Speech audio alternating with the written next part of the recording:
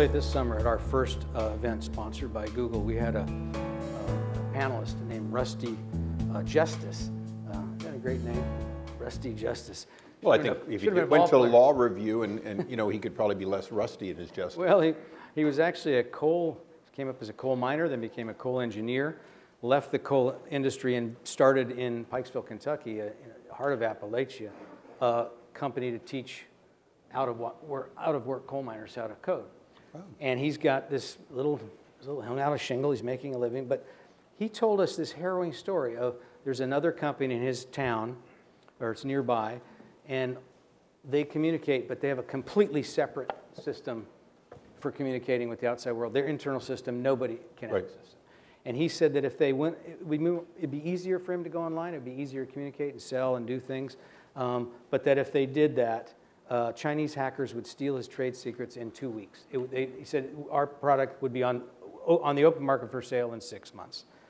This is the middle of Appalachia. I mean, so here's a guy using technology that we're here to talk about today, create jobs, and a country, 7,000 miles away can go in the heart of Appalachia and steal it. What's the answer to this? Well, according to the president, it's tariffs. I was going to get to that. Well, but I bring it up for a reason. You've got to have a response to an individual criminal element. The guy sitting there in flip-flops, dialing up, so to speak. And we have an FBI and they go in and they raid him. But if that person's in another country, well, then we need laws where their FBI goes in and raids them. But if it's in fact the government condoning or even doing it on military bases with government paid employees, then we have to have a reaction that we currently don't have. We don't have a United Nations that will sanction directly for this kind of activity. And we don't have a protocol for cyber response. And that's both destructive cyber and theft.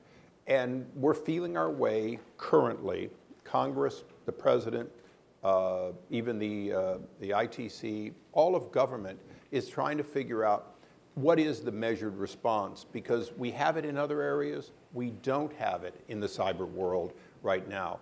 Tariffs are not without being a potential element of we can economically hurt you if you won't play by the global rules. Now that cuts both ways, so let's remember that we've lost in the WTO at times too, but it is important to ask, if not the current posture of the President and the administration, then what is the answer to something that's been pervasive for a couple of decades now?